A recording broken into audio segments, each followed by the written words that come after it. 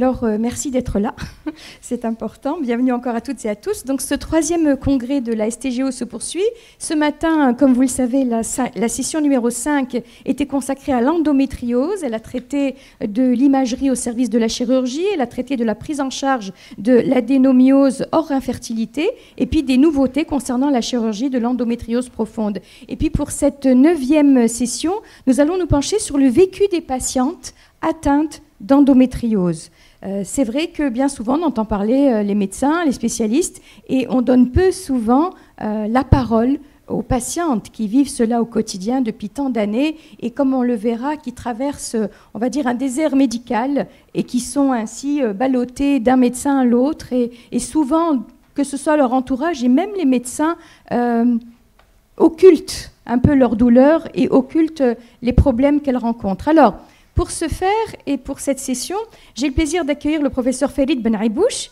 Il est président de l'Association nationale algérienne des gynécologues obstétriciens libéraux. Il est fondateur de Endo Algérie, l'association de lutte contre l'endométriose. C'est une association de patientes dont il est également le directeur scientifique. Voilà. Le professeur Ilham Chaour, qui est chef du centre antidouleur de la Rabta.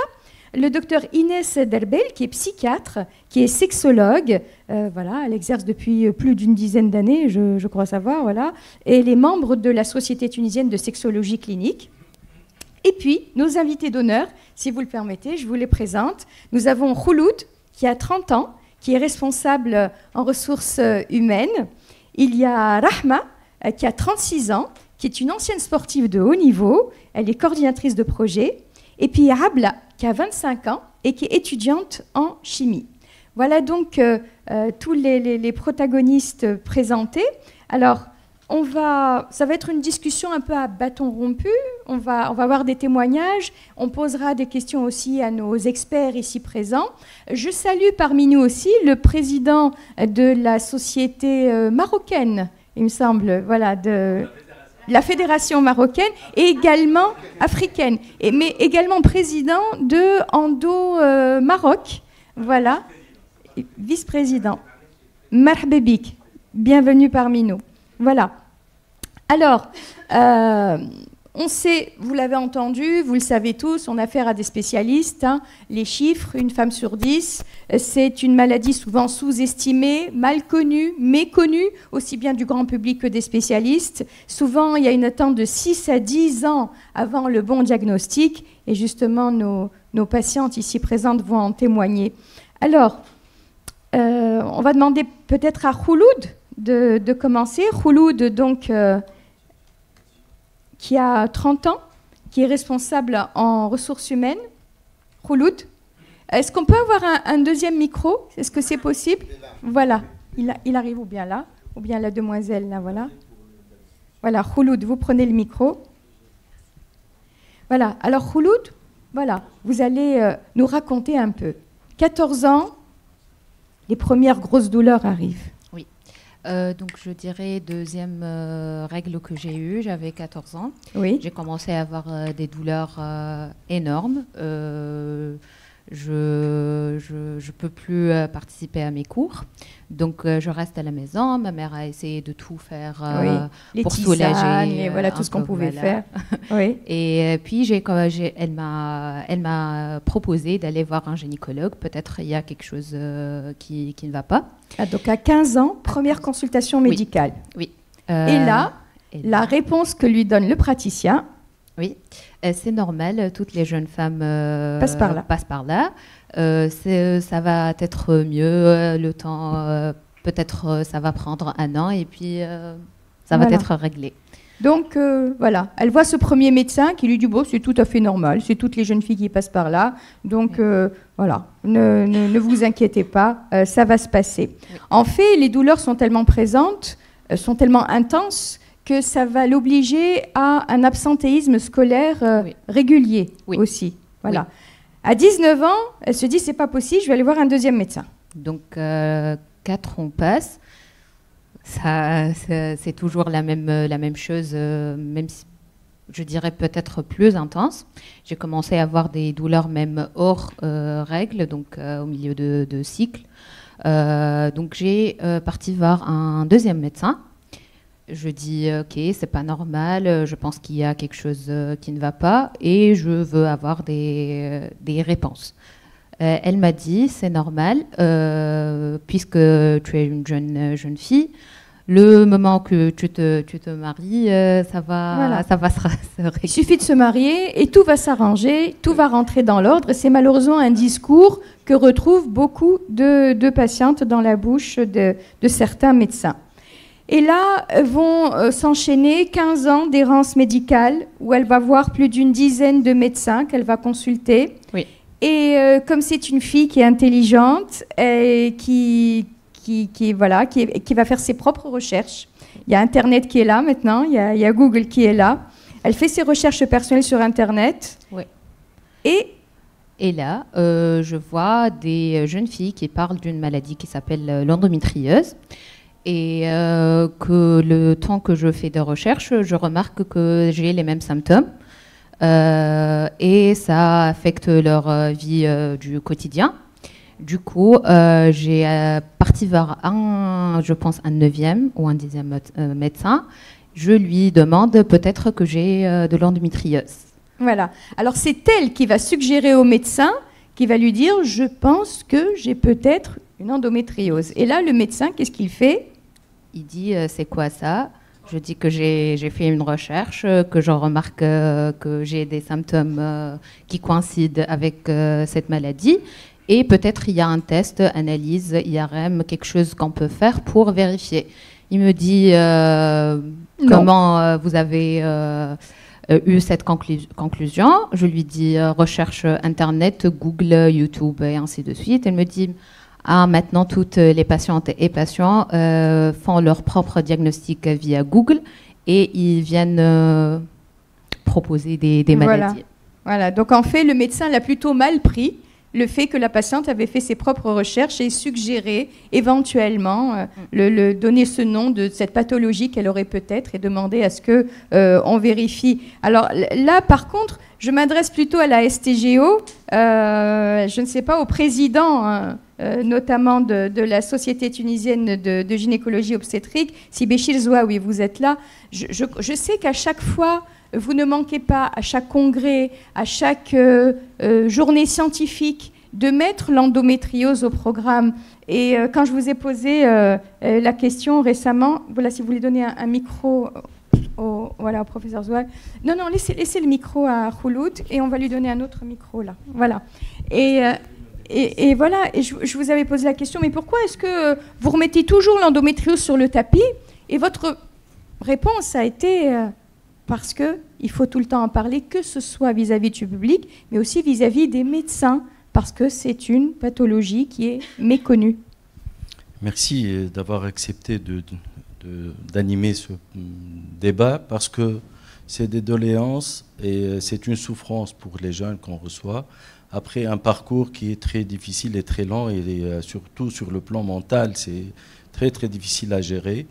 Je peux prononcer les mots بالعربي يزي مدلال البنات الكل تعديت بها الحكايه arrêtez de se plaindre, vous exagérez وكما قالت تو كي تعرس تجيب صغار تو كله va disparaître comme si le mariage va apporter un traitement miracle et par la suite même si on en parle à chaque congrès, dans cette 33e édition on a fait une session jeudi pour l'endométriose et l'infertilité, une session, la session 7 que vous avez citée pour traitement de l'endométriose hors infertilité, et cette session pour sensibiliser les médecins de première ligne, les sages-femmes, parce que c'est la première consultante, c'est essentiellement le médecin de première ligne, et même le pédiatre, parce qu'à 14 ans, pour une jeune, elle ne va pas voir directement un gynéco, elle passe par le pédiatre. Bah oui. Et c'est pour des douleurs abdominales vagues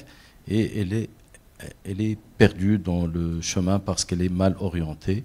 Et c'est pour ça qu'on veut sensibiliser aussi bien les prestataires de services, mais aussi tout le monde via ces tables rondes, via l'éducation sexuelle et reproductive dans les universités et dans les établissements scolaires. C'est pour ça qu'on veut toucher la médecine scolaire et tout le monde. Et même quand on fait des caravanes sanitaires, on profite pour éduquer, entre guillemets, et sensibiliser les gens sur cette maladie qui, jadis, c'était très peu fréquente, mais maintenant, elle ne cesse d'augmenter de fréquence.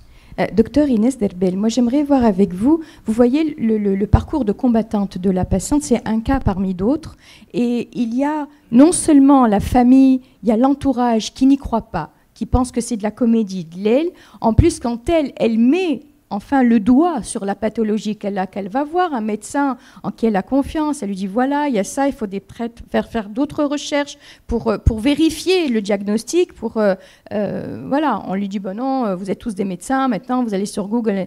Mais donc il y a un impact psychologique, non seulement il y a cette douleur avec laquelle on vit, il y a la qualité de vie qui est fortement altérée parce que du coup il y a un absentéisme scolaire, il y a au niveau du travail pareil, il n'y a personne qui nous prend au sérieux, qui pense que voilà, c'est de la comédie. C'est vrai, c'est fort cet impact psychologique. Effectivement, au-delà des douleurs physiques qui sont subies à cause de l'endométriose et de la qualité de vie qui dégringole au quotidien, il y a aussi la réaction de l'entourage qui va vraiment rendre cette souffrance encore plus importante. C'est-à-dire que l'entourage immédiat, déjà la famille, la maman, la fratrie, les tantes, moi c'est marrant, j'ai 3 ou 4 patientes qui ont une endométriose et que je suis pour accompagnement et qui m'ont rapporté exactement les mêmes termes. C'est-à-dire, Yizi Medlel, Shbik Shokera, Yizi Rikenen, Tijiouk les règles, l'abed le col, les règles, et c'est d'une cruauté parce que c'est excessivement culpabilisant pour les patientes. Et après, quand elles vont aller voir un professionnel de la santé, elles vont avoir toujours ce même parcours où il y a un déni de cette douleur. Et le déni de la douleur, c'est quelque chose qui n'est pas du tout confortable et qui n'est pas du tout acceptable pour la patiente. C'est-à-dire que quand elle va aller voir un prestataire de service ou un professionnel de santé, la première chose qu'elle recherche, c'est la validation du symptôme. C'est la validation. Je comprends, oui, tu n'es pas en train de simuler, je comprends votre douleur, on va essayer de trouver une solution, alors que la première réaction qu'elle va trouver, pas tout le temps, hein, il ne faut pas exagérer non plus, mais la plupart du temps, on va dire, c'est normal. Après la première grossesse, moi, ma patiente, elle m'a dit, qu'on lui a dit, après la première grossesse, ça va aller. Et à chaque grossesse, ça va s'améliorer. Donc, il faut prendre votre mal en patience. Donc, il y a une détresse psychologique qui va accentuer en plus leur mal-être. La détresse psychologique, elle est là, mais elle est accentuée par les réactions de l'entourage et aussi du personnel de la santé et par surtout l'absence de validation du symptôme. D'accord, merci. On reviendra à Khouloud dans quelques instants pour savoir justement à quel moment a été placé le diagnostic. Et puis là, on va recueillir le témoignage de Rahma. Alors, Rahma a 36 ans. C'est une ancienne sportive de haut niveau, ancienne membre de l'équipe nationale de karaté, s'il vous plaît. Elle est coordinatrice de projet. Alors, même chose, un peu le même tableau. Rahma, depuis toujours des douleurs intenses, mais ça allait. Les douleurs étaient tellement intenses que ça allait jusqu'à des pertes de connaissance. Oui, oui. Ben moi, en fait, depuis l'adolescence, j'avais le micro douleurs. Un peu plus, c'est possible. Le niveau.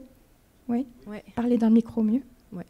Donc depuis l'adolescence, j'avais des problèmes en fait de coagulation du sang. Donc j'avais pas vraiment des règles abondantes, mais c'était vraiment très très douloureux, soit avant les règles ou encore pendant les règles.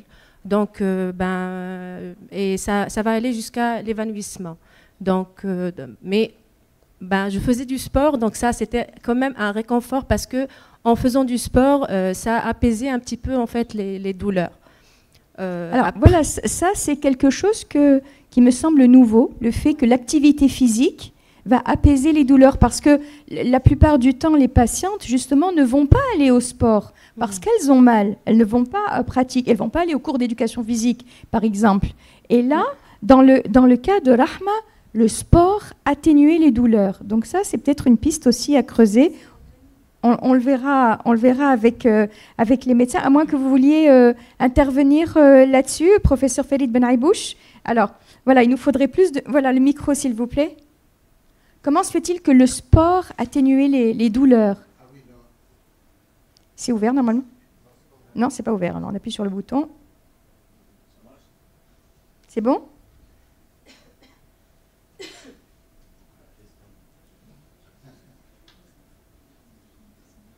Voilà. Donc le sport. Non, mais il n'y a pas que le sport d'ailleurs. Le sport est vraiment extrêmement intéressant. Et il y a toutes les autres médecines traditionnelles, les médecines qui ne sont pas conventionnelles, qui sont pas enseignées à l'université. C'est comme ça que je les appelle, parce que les gens, on est plus universitaires. C'est ce qu'on a appris à l'université. Mais il y a tout ce qui est acupuncture, oui, tout ce qui on va le voir avec le professeur Lemchor. Plein de thérapies secondaires qui peuvent améliorer la douleur. C'est pour ça que la prise en charge de l'endométriose doit être globale et pas seulement le gynécologue qui est intéressé, comme on va le voir probablement tout à l'heure. D'accord. Alors Rahma, je reviens à votre témoignage. Donc là aussi, vous avez le même type de discours. Vous inquiétez pas, après le mariage... Ça c'est au niveau de la famille, parce que moi, je n'avais pas eu de symptômes particuliers. Donc, je prenais ça normalement. Donc, je faisais du sport, j'étais athlète professionnelle. Pendant des périodes, j'avais des douleurs très intenses, mais ça passait pareil. C'était embêtant pour les compétitions? J'avais pas vraiment de... Comme je disais, quand j'avais je me préparais en fait pour des compétitions, c'était moins pénible. D'accord. Donc du coup, au niveau de la famille, c'était juste au niveau de la famille à ce niveau-là. Et c'était normal, comme Khouloud. Donc on m'a dit que tout va disparaître. Voilà, donc c'était ça. Alors là aussi, le parcours du combattant avec une errance médicale. Vous avez fait le tour des médecins, que ce soit en Tunisie, au Liban. Vous avez même consulté un médecin indien. Indien, ouais. Et qu'est-ce qu'ils vous ont dit tous? Chaque médecin me dit en fait un diagnostic différent. C'est ce qui m'a fait un peu peur. Parce que moi, juste pour expliquer un petit peu, j'avais pas des symptômes jusqu'à l'année dernière en fait. Et par coïncidence, je ne sais pas s'il y a une relation après le vaccin du Covid. Oui. Donc j'avais un déclenchement donc de la maladie avec des symptômes au niveau de l'anus, donc du rectum, et j'ai même fait une coloscopie.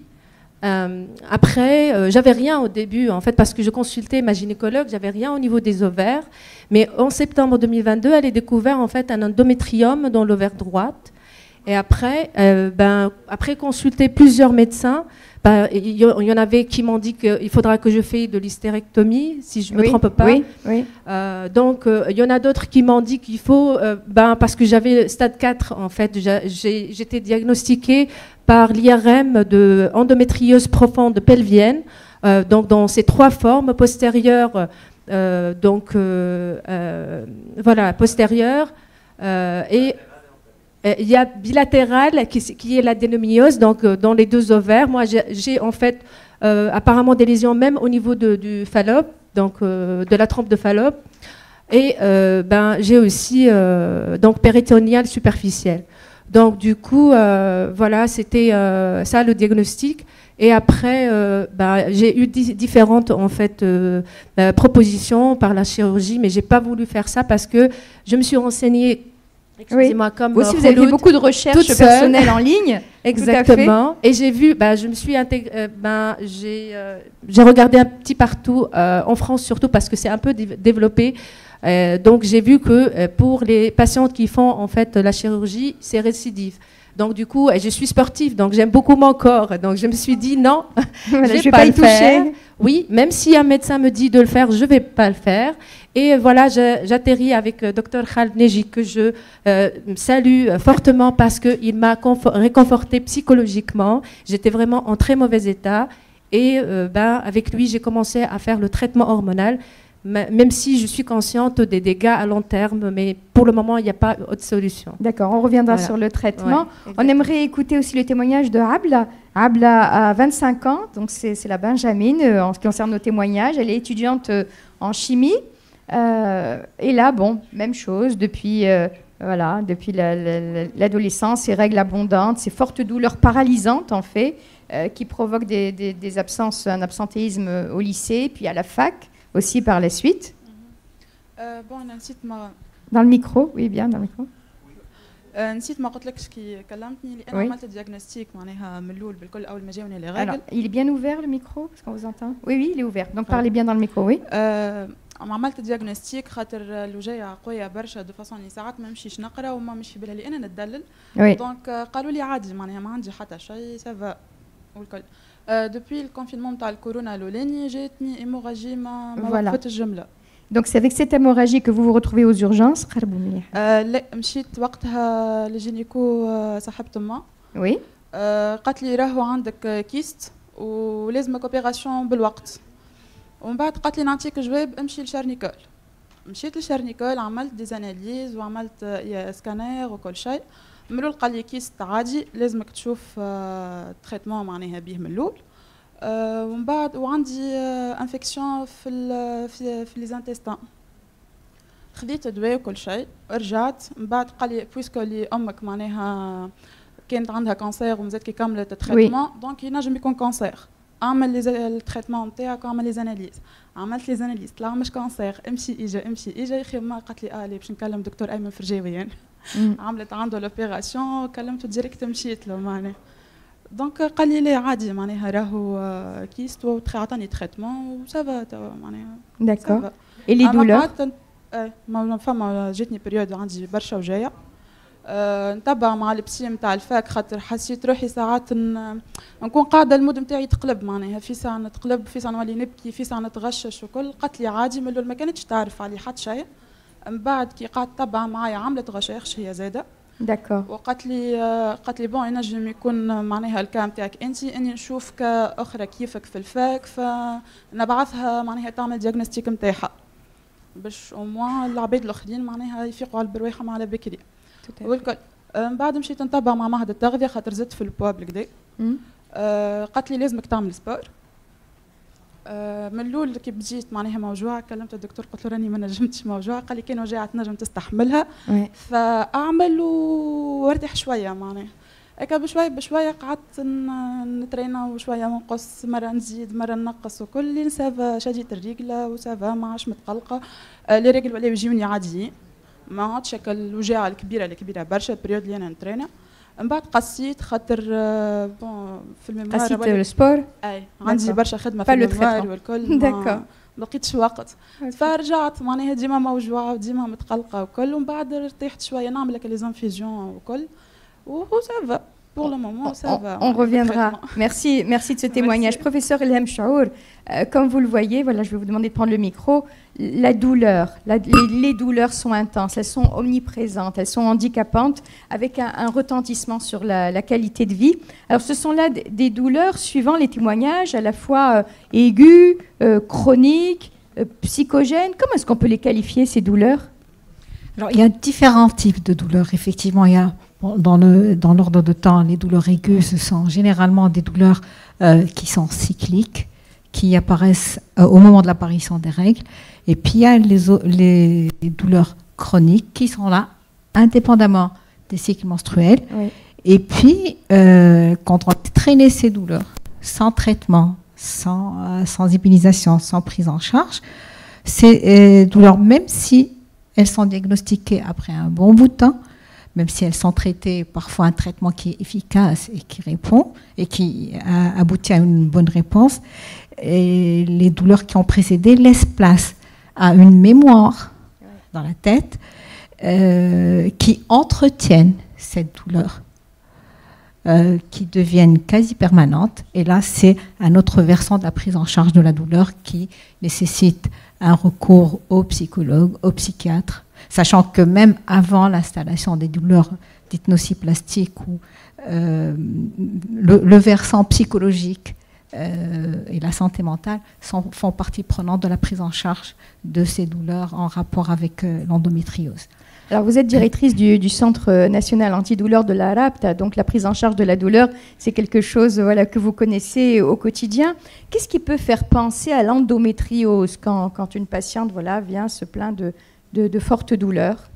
Est-ce que c'est une douleur qui peut être différente des autres? Qu'est-ce qui peut faire penser à l'endométriose? ce qui fait penser à l'endométriose, et là les gynécologues sont mieux placés que moi pour répondre, c'est essentiellement 2 signes qui sont bien connus, à savoir ce qu'on appelle dysménorrhée ou douleur au moment des règles, qui accompagnent les règles. L'intensité est variable, elle peut être modérée comme elle peut être très intense. Et j'ai trop de mémoire. Pardon. Et les douleurs qui sont là, sans relation avec les cycles menstruels. Mais alors, ce qui pourrait orienter, c'est vers l'endométriose, bien sûr. C'est l'accompagnement de signes de saignement, par exemple. Un saignement qui est concomitant des douleurs pourrait faire évoquer ce diagnostic. Maintenant, en dehors de ça, il y a les signes qui sont souvent méconnus, bien entendu, par le grand public. Ça peut se présenter sous forme de signes urinaires. Les gynécos les connaissent, bien entendu. Oui. Comme un besoin fréquent d'aller aux toilettes. Ça rappelle la cystite, l'infection urinaire. Ça peut être un besoin urgent d'aller aux toilettes. On ne peut pas se retenir, mais en fait, la réalité, la cause, c'est l'endométriose. Ça peut être des signes digestifs. Quand on va aux toilettes aussi pour un gros besoin, il y a ces douleurs, elles sont là. Bien entendu, comme je l'ai dit tout à l'heure, si elles sont accompagnées de saignements, ça oriente autrement. C'est une errance diagnostique souvent. Et la constipation. On reviendra pour l'instant, restons dans le domaine de la douleur, si vous le permettez, puisque c'est votre domaine. Alors, comment va se faire la prise en charge? Quels sont les types de traitements pour lutter contre la douleur de l'endométriose? Parce que tout à l'heure, justement, le professeur Farid Benaibouche a évoqué d'autres médecines aussi qu'il pouvait exister, à part les analgésiques, les anti-inflammatoires, les traitements hormonaux. Il peut y avoir des traitements alternatifs aussi. Allez-y, c'est votre partie, je vous laisse nous raconter. Juste avant de répondre à ce sujet-là, je voudrais continuer dans le sens de la douleur, les douleurs qui sont méconnues, c'est important. Ça peut être une douleur du bas du dos, ça peut être parfois une douleur qui simule une lombo-sciatique. Je suis rhumatologue, donc ça peut être une douleur qui, loin de faire évoquer une endométriose, les particularités de ces douleurs, c'est qu'elles n'ont pas de rapport avec le mouvement, qui est connu pour être inducteur de douleurs du bas du dos ou de douleurs sciatiques. Et parfois, elles accompagnent le cycle menstruel. Je passe. Donc, c'est important de les connaître. Parfois, ce sont des douleurs, là aussi, je ne vous apporte rien pour mes amis gynécos, ce sont des douleurs qui succèdent à une épisiotomie. Donc, c'est classique et c'est connu. Bon, j'en ai pas vu, mais bon, dans la littérature, j'en connais. Sinon, alors pour les traitements, en tant que médecin algologue, je pense que la prise en charge thérapeutique des douleurs fait partie surtout de celle gynécologique. C'est essentiellement un traitement hormonal. Autrement, pour les traitements de la douleur, les caractéristiques de ces douleurs, c'est qu'elles ne répondent pas au traitement classique de palier 1 et en tête de file, le paracétamol. Ils sont résistants. Et d'ailleurs, c'est un élément pour ces types de douleurs qui doit attirer l'attention sur une hypothèse d'une endométriose. Parfois, les anti-inflammatoires peuvent marcher, mais bon, c'est pas la règle. Du coup, des morphiniques? Si la douleur est intense, on pourrait y recourir. Oui, bien sûr, pour soulager le malade. Autrement, c'est une douleur intolérable, handicapante. Autrement, c'est du recours de mes amis gynécos, c'est les traitements hormonaux et à une étape ultérieure, peut-être la chirurgie. Et voilà pour les traitements. Sinon, il y a les médecines alternatives, bien entendu, qu'on connaît tous. La kiné, l'acupuncture. Encore ce qui est alimentation, il y a certaines recommandations au conseil, comme pour des tisanes à base de curcuma, de thé vert, et ainsi de suite. Des médicaments, des aliments à éviter, peut-être vous les connaissez mieux que moi. Professeur Farid Benaibouche, je vous vois prendre des notes, vous vouliez rebondir peut-être? Oui, je voulais rebondir sur plusieurs points. D'abord, alors par contre, je rebondis sur les 2 patientes qui ont parlé. C'est grâce à Google qu'elles ont fait le diagnostic, mais franchement, il ne faut pas qu'on sorte ici que c'est Google qui fait le diagnostic. Ah oui, bien sûr. Et qu'il faut surtout éviter Google parce que d'abord, vous ne savez pas où chercher. Nous-mêmes, déjà, on a des difficultés pour chercher dans ce qui est intéressant dans Google. Mais ça leur a rendu service, oui, et ça leur a donné des éléments de piste. Oui, non, mais de toute façon, Internet a toujours le côté positif, bien entendu, mais il ne faut pas que les gens partent en se disant que c'est Google ça qui va remplacer le médecin. Non, ça ne remplacera pas le médecin, malheureusement, je veux dire. Après, vous avez posé la question sur les caractéristiques de la douleur, parce qu'en fait, le problème, c'est que les adolescentes, et ça, c'est l'un des points qui nous a amené à créer cette association, parce qu'on reçoit de plus en plus d'adolescentes, et c'est extrêmement difficile de mettre une étiquette d'endométriose sur une adolescente, parce qu'on n'a pas... Surtout si elles sont peu symptomatiques, elle va vivre depuis l'âge de 14 ans jusqu'à ce qu'elle se marie, elle attend qu'elle n'ait pas d'enfant, elle a peur de ne pas avoir d'enfant, elle a peur d'avoir mal pendant les rapports, mais il ne faut pas faire vivre aussi la peur de ces malades. Donc, en fait, ce que je voulais dire sur les caractéristiques de la douleur, la dysménorrhée, c'est pas toute dysménorrhée qui est synonyme d'endométriose, parce qu'on est en train de sensibiliser, mais on peut tomber dans l'excès de l'hypersensibilisation, où toute douleur des règles, elle va venir, j'ai une endométriose. Ce n'est pas le cas. Toute femme endométriosique n'est pas stérile, n'est pas infertile, encore moins stérile et pas du tout infertile. 40% seulement des femmes, c'est quand même beaucoup, mais qui sont infertiles. Donc les douleurs de règles, ce sont des douleurs de règles qui sont progressivement aggravantes, c'est-à-dire de plus en plus aggravantes. Au début, elles répondent aux traitements habituels qu'on donne, et par la suite, ça ne répond plus. Parfois, il y a des associations d'autres douleurs. Nous, on appelle ça la règle des 5 douleurs. La douleur pendant la défécation, quand la femme va à la selle, la douleur pendant les rapports, la douleur quand elle fait pipi, et les douleurs pelviennes chroniques de façon générale. Et c'est vrai que le symptôme principal, c'est la dysménorrhée.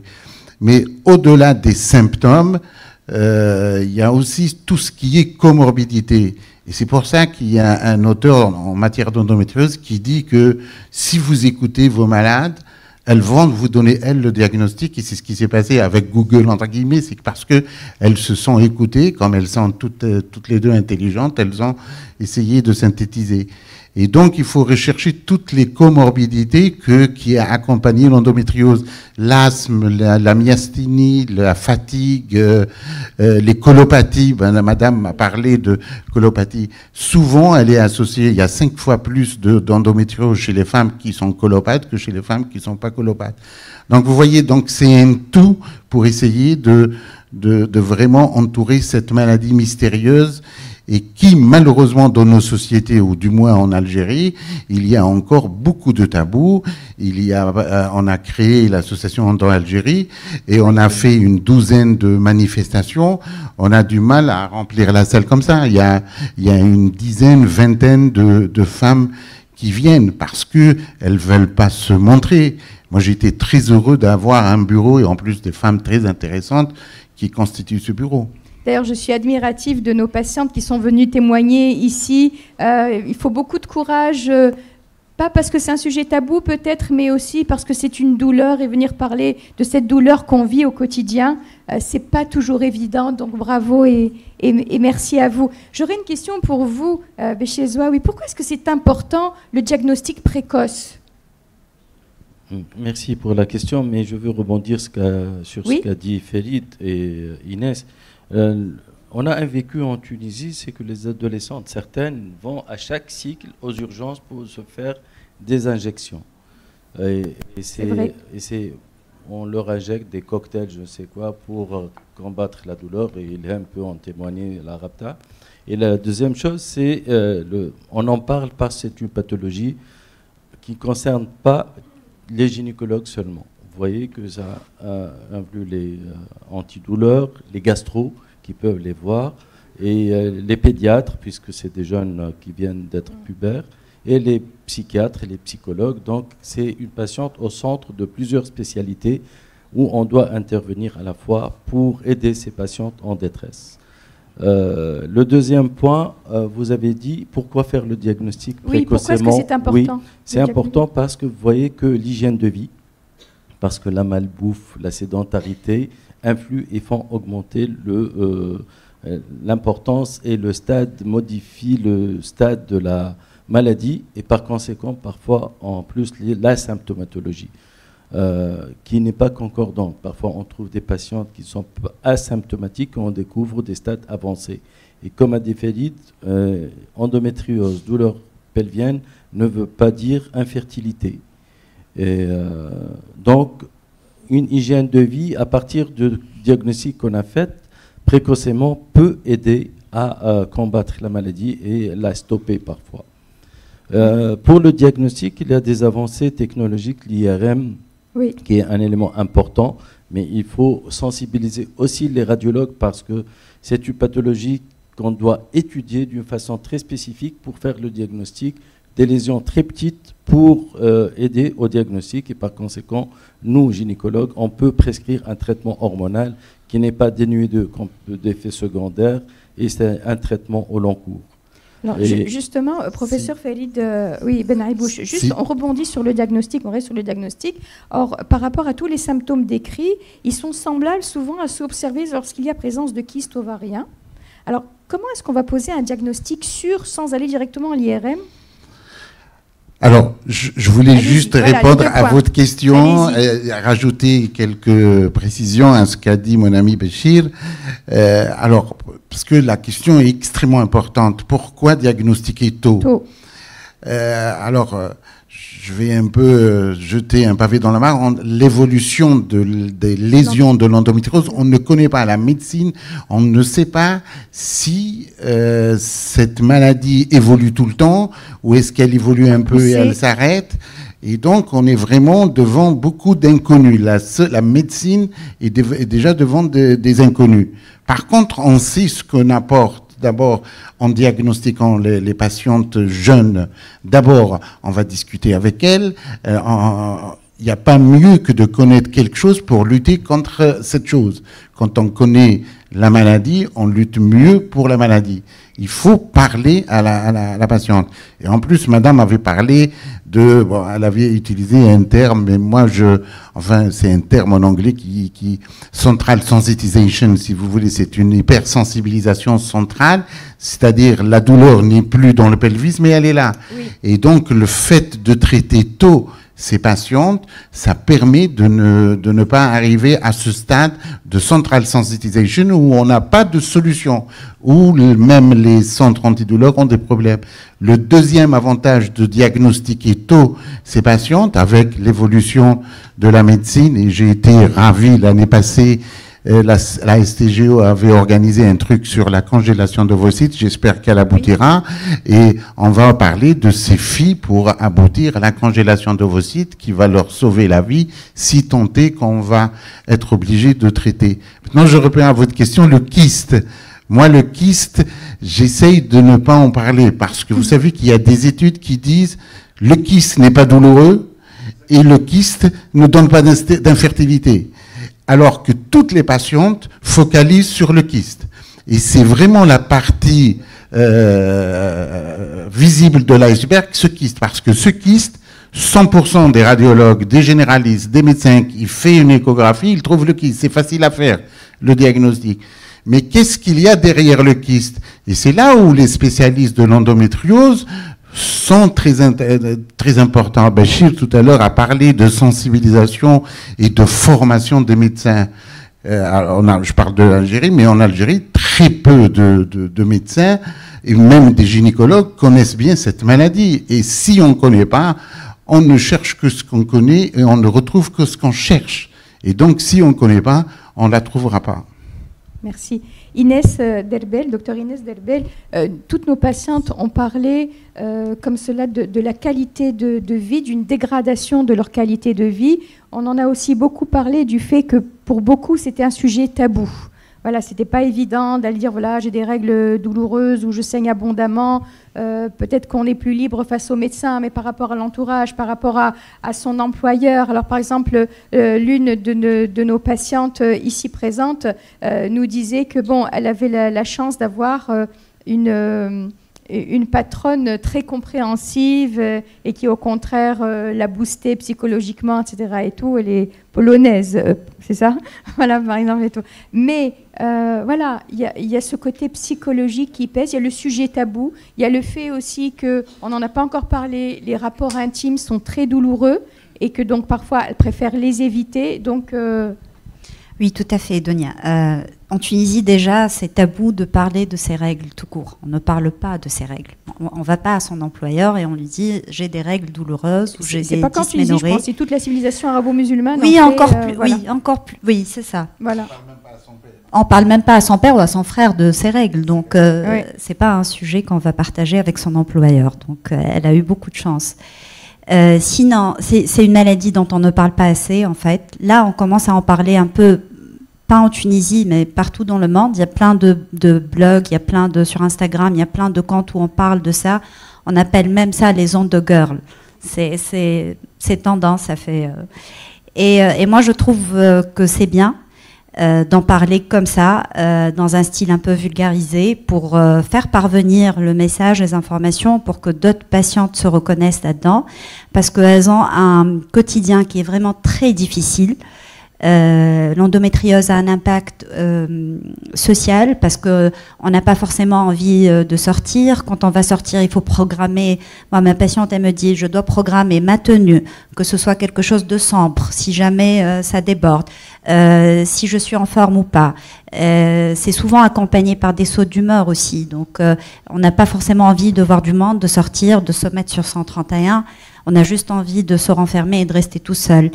Ça peut avoir un impact professionnel par l'absentéisme et la diminution de la productivité. Un impact psychique, parce qu'il y a quand même une forte comorbidité avec la dépression, l'anxiété, vous savez, avec les douleurs comme ça chroniques et aiguës, récurrentes. On tombe facilement dans le cercle de l'anticipation de la douleur.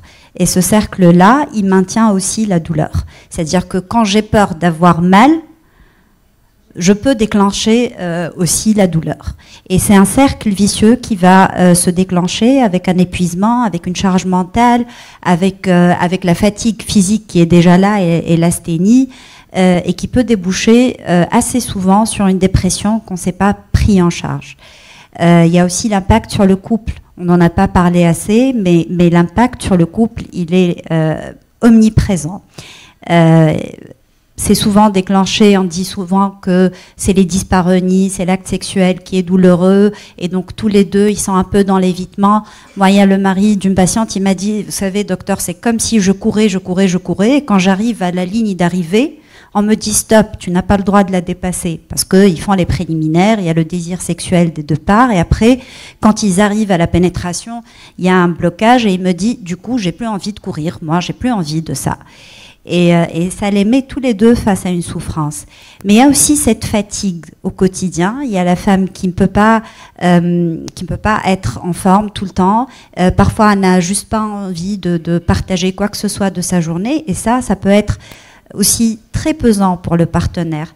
D'où l'intérêt des thérapies de couple, ou au moins de faire 1 ou 2 séances en couple pour expliquer au partenaire ou au mari son rôle dans la prise en charge globale de cette maladie, que la partenaire a besoin de son soutien, comment il peut l'aider, et aussi pour valider sa souffrance à lui, parce que souvent le partenaire de la femme qui a une endométriose, il est aussi en souffrance, parce qu'il est dans l'incompréhension, parce qu'on ne prête pas attention à lui, parce que ça tourne autour du symptôme et des douleurs, et donc on ne voit pas ses besoins à lui.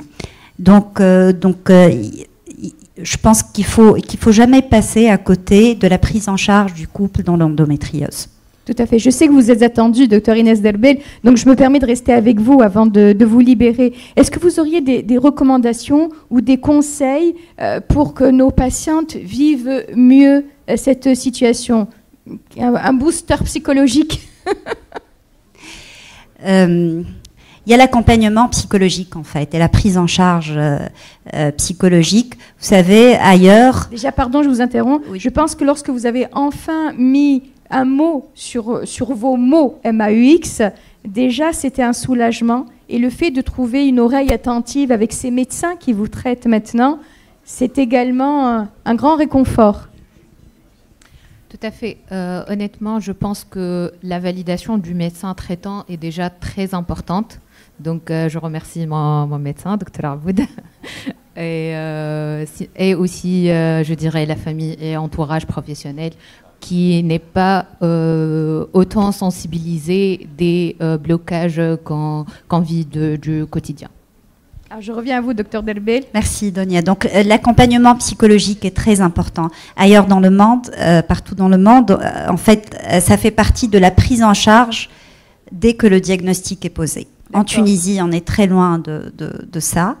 Mais sinon, déjà, de un, la reconnaissance des mots MAUX, la reconnaissance de la maladie, le fait de mettre un diagnostic, ça soulage. Ça soulage parce qu'on n'est plus dans cette culpabilité.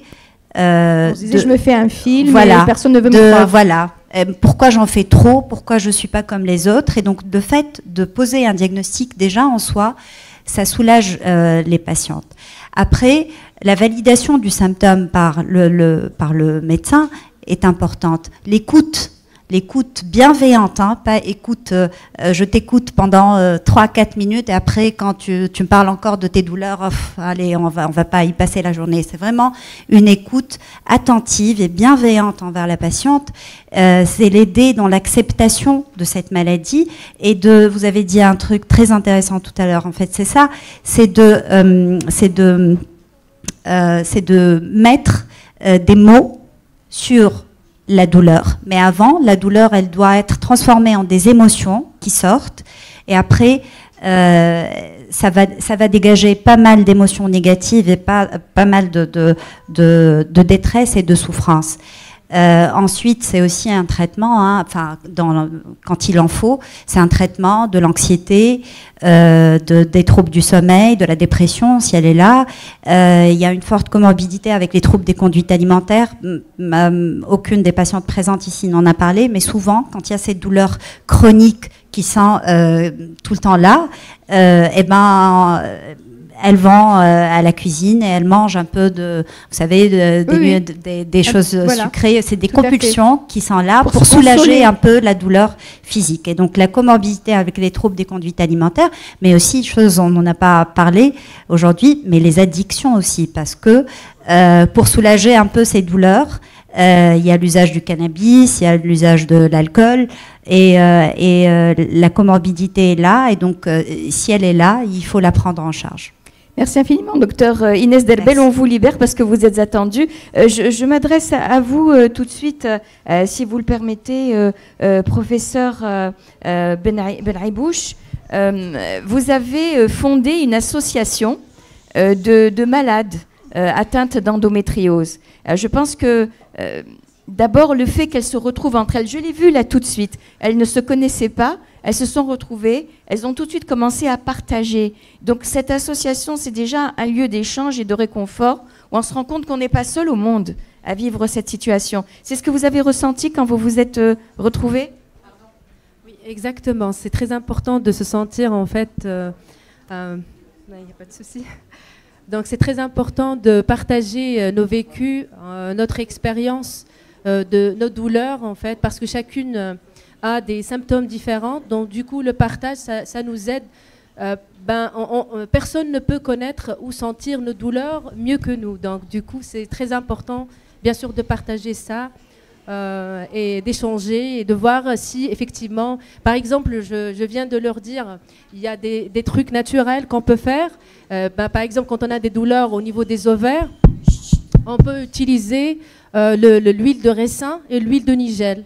Donc on peut les compresses donc vous stériles. Échangez des trucs pratiques, exactement, des trucs naturels. Exactement, j'ai essayé et ça a marché. Et d'ailleurs c'est une Algérienne donc, qui m'a dit ça. Donc elle est atteinte aussi d'endométriose, mais elle vit en France. Et je communique toujours avec elle, on communique toujours ensemble. Pour échanger.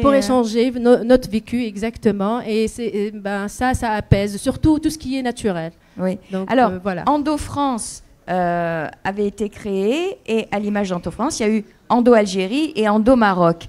Vous êtes membre fondateur de Endo Algérie. Oui. Parlez-nous de la création de cette association. Alors, tout à l'heure, vous avez dit, même les médecins occultent cette douleur des patientes. En fait, c'est pas qu'on l'occulte, c'est cette impuissance face à cette douleur qui fait qu'on ne sait pas quoi faire. Et on a du mal à mettre un mot sur les mots, comme vous dites. Et donc, c'est cette impuissance qui nous a amené. Et puis, la constatation, honnêtement, il y a de plus en plus de jeunes filles qui viennent chez qui on diagnostique de l'endométriose. Et donc, on s'est posé la question au niveau de l'Association nationale des gynécologues obstétriciens libéraux, et on a vite compris que l'endométriose, c'est pas une maladie qui est propre à Khouloud ou à une personne. C'est une maladie qui intéresse toute la société.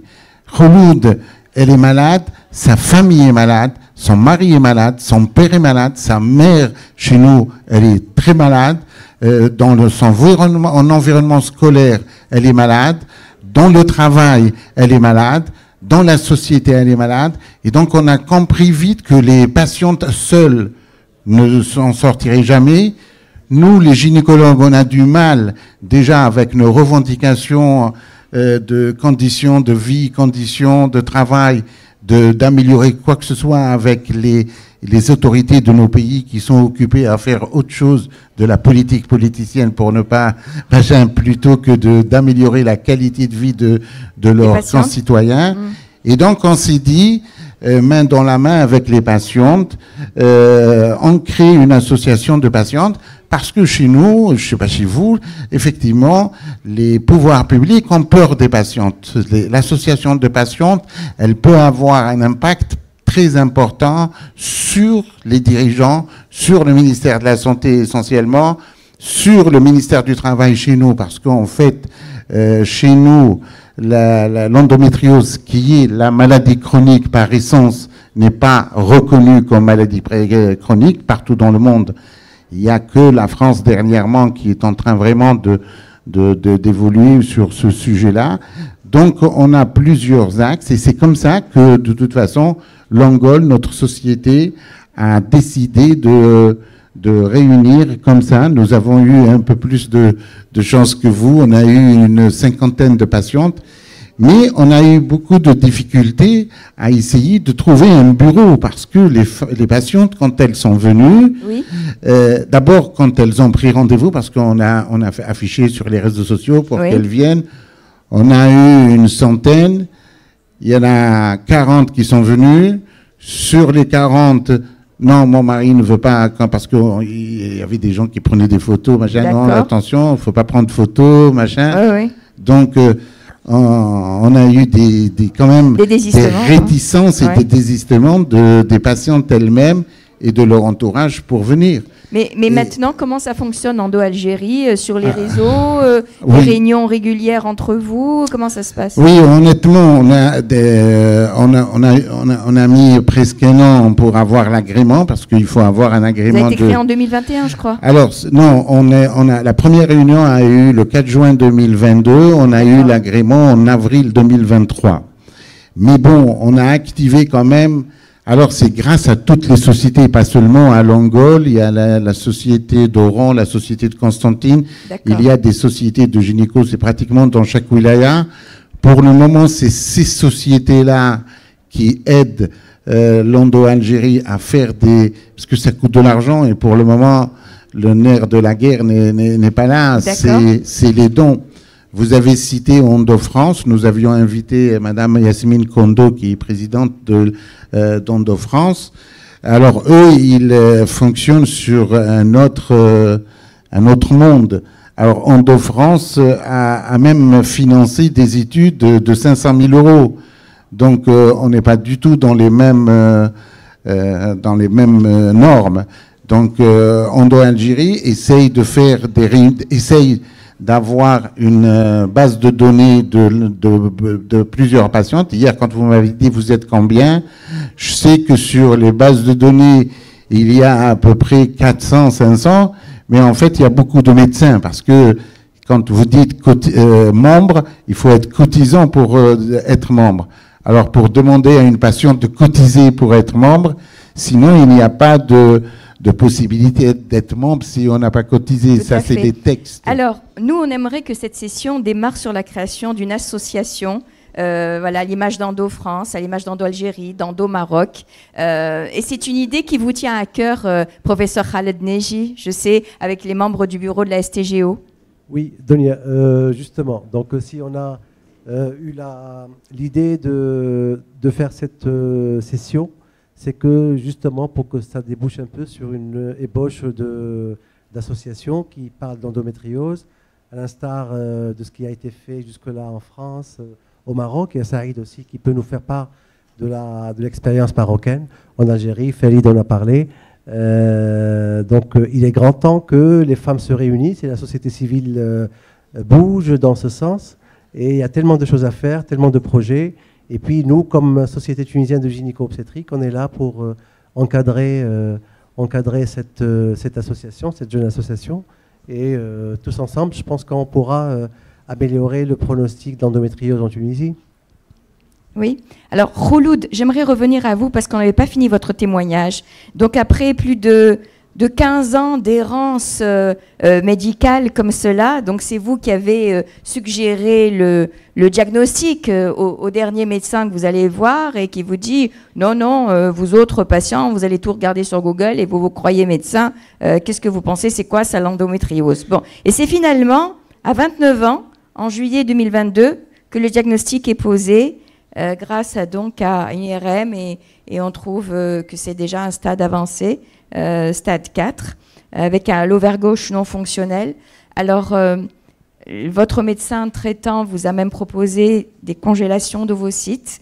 Et vous, ce que vous voulez, vous avez envie de subir une opération pour avoir une vie normale, plus de douleur, ne plus jamais devoir annuler vos rendez-vous. Voilà, c'est ce que vous m'avez dit, vous en avez un ras-le-bol. Donc, je dirais annuler des rendez-vous, des réunions, des opportunités réellement, que ce soit professionnel ou même pour terminer un master ou deux. Donc je dirais que même si je me pousse à faire tout en même temps, des fois je me trouve bloquée au lit ou je ne peux plus bouger.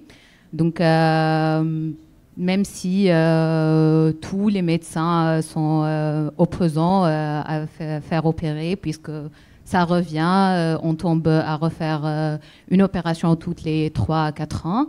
Je dirais que toutes les femmes qui ont de l'endométriose cherchent à avoir une qualité de vie, cherchent à passer une semaine sans avoir n'importe type de douleur.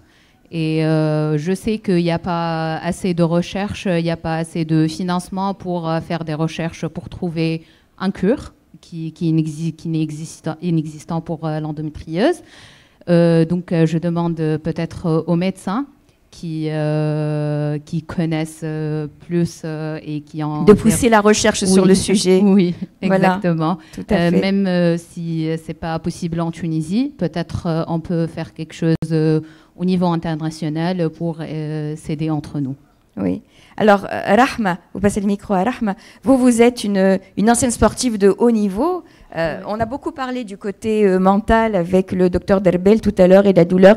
Est-ce que, normalement, on dit que les grands sportifs ont un mental d'acier. Ouais. Est-ce que ça vous a aidé à surmonter votre douleur, à surmonter tout cela?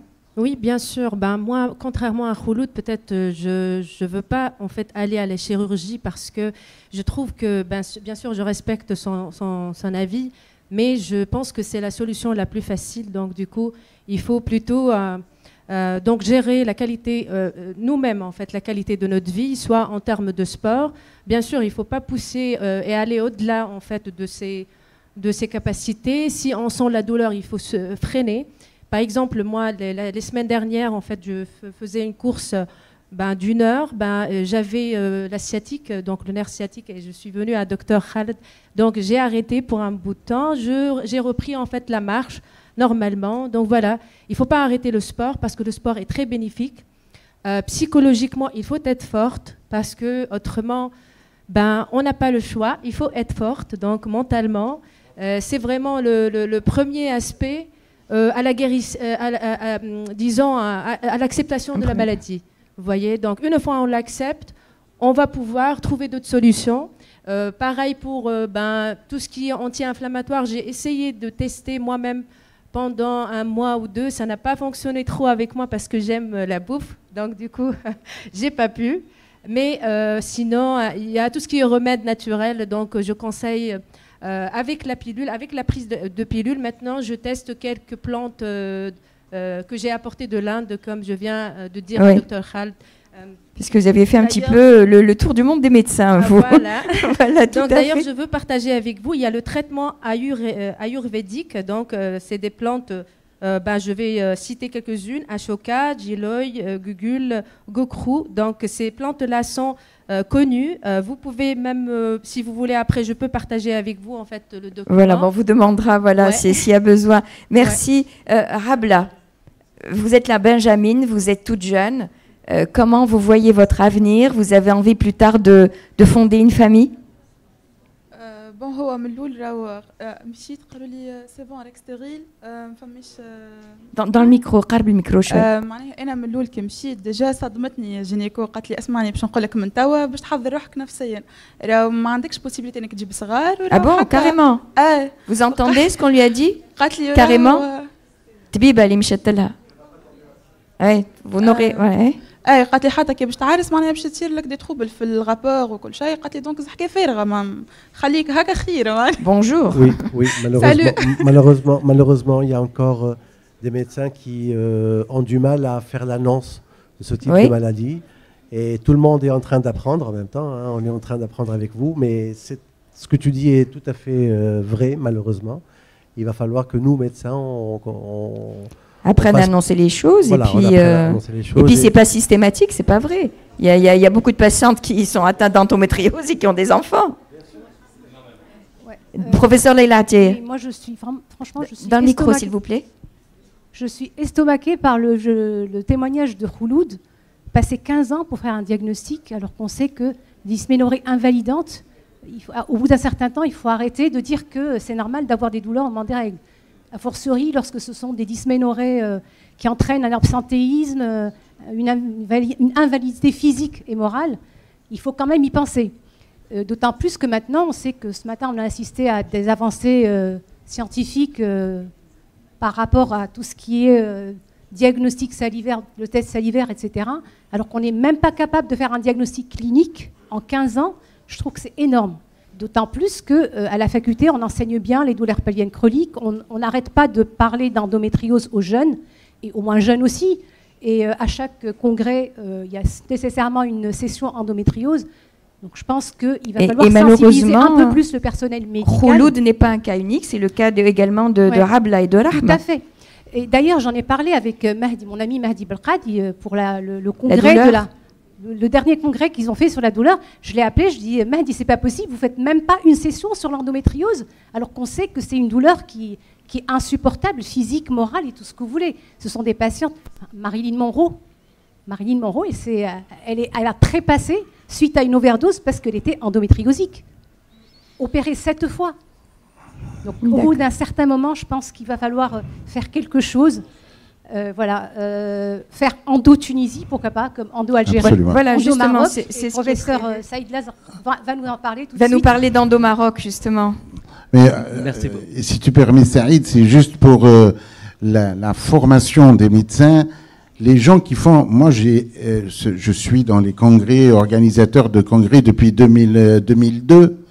Je vous assure que c'est presque les mêmes qui reviennent à tous les congrès. Dans les formations, c'est les mêmes. Ceux-là n'auraient pas annoncé ce qu'ils ont annoncé à cette dame. Et c'est pour ça que Endo Algérie, elle fera Endo tout court, hein, Endo Maroc, Endo Algérie. On va aller dans les villes. Il faut aller chez les sages-femmes. La sage-femme, c'est le premier rempart. La sage-femme va voir. Ça coûte moins cher. C'est femme à femme, ça parle de cuisine, ça peut parler d'endométriose. Et si les sages-femmes, on leur parle pas d'endométriose, elles parleront pas d'endométriose. Donc la formation des médecins est extrêmement importante de tous les étages des médecins. Enfin, sages-femmes, moi je les considère comme nos partenaires les plus privilégiés et qui peuvent apporter un plus. Et en plus, l'un des objectifs d'Endo-Algérie, c'est de former des femmes expertes. Après, franchement, ça je vous conseille de le faire. C'est que d'abord, vous commencez par vous, parce que vous savez, endométriose, mon ami Saïd Lazer, quand on va discuter, vous allez être choqués. On ne sera pas d'accord sur 50% des choses qu'on va partager. Et pourtant, c'est ça la médecine.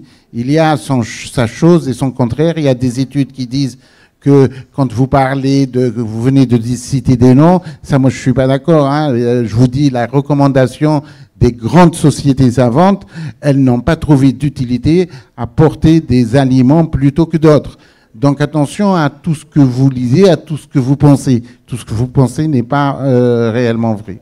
Excuse-moi, mais les échanges terrain sont quand même très importants. L'expérience du Maroc. Alors, merci beaucoup de me donner la parole. D'abord, je vous félicite sincèrement le bureau de la STGO pour cette belle initiative et pour cette belle session consacrée à l'endométriose. Et elle est réellement interactive. Et je félicite un petit peu les dames qui sont là de pouvoir nous donner leur témoignage. Réellement un grand bravo. C'est pas toujours facile, c'est pas toujours évident. Je vous félicite et un grand bravo. La dernière fois, on était à Tanger, on a fait une session interactive justement avec et la dame, elle était réellement la même chose. Elle en a parlé d'un cœur très très ouvert et réellement c'est excessivement important et c'est très très bénéfique. Donc alors au Maroc, il y a deux choses. Il y a deux choses. Depuis que nous avons pris la Société Royale, ça fait déjà pratiquement 22 ou 23 ans. Donc, il n'y a pas un congrès où on ne parle pas de l'endométriose. Aussi bien au Maroc, en Algérie, en Tunisie. Dans pratiquement tous nos congrès, il y a une session d'endométriose parce que c'est une maladie qui a toujours été mystérieuse, c'est une maladie qui a toujours été méconnue. Et malheureusement, il y a encore un certain nombre de médecins, comme ceux qui a été témoignés, qui passent un petit peu à côté et qui ne donnent pas suffisamment d'importance. Donc, moi, je pense plus on en parle, plus on forme peut-être un petit peu davantage et on sensibilise encore davantage. Alors pour l'endomaroc, il y a deux sociétés un petit peu au Maroc. Il y a la Société Royale. Il y a une société qu'on vient de créer qui s'occupe uniquement de l'endométriose, que tu connais, c'est Zarqawi, tu le connais très bien. Donc celle-là, elle s'occupe juste de l'endométriose. Il va y avoir un congrès très prochainement à Essaouira. C'est justement la semaine prochaine. Et puis l'endomaroc, il a été créé par notre président, c'est Hussein Mahouni, qui est bien sûr le président de la Société Royale. Et c'est un instant parce que, comme tu as dit, c'est Farid, on a vu quand même un petit peu la douleur des patientes.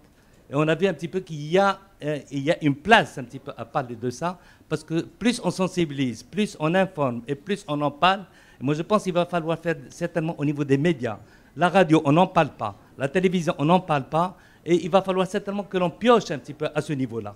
Les magazines, les sociétés, plus on en parle et plus on forme. Donc, au niveau de l'Endomaroc, il y a 12 régions un petit peu au Maroc. Et qu'est-ce que l'on a fait? On a fait des circuits un petit peu partout. On a été partout dans les 12 régions. Et je pense que c'est excessivement important. Comme tu as parlé, on a pris depuis la sage-femme, les infirmières, les médecins généralistes, les médecins spécialistes, et pas uniquement les gynécologues. Il y a les gynécologues, il y a les psychiatres, il y a tout le monde qui s'occupe, les urologues, les chirurgiens, il y a tout le monde qui s'occupe un petit peu de l'endométriose pour sensibiliser, les radiologues, pour sensibiliser encore davantage.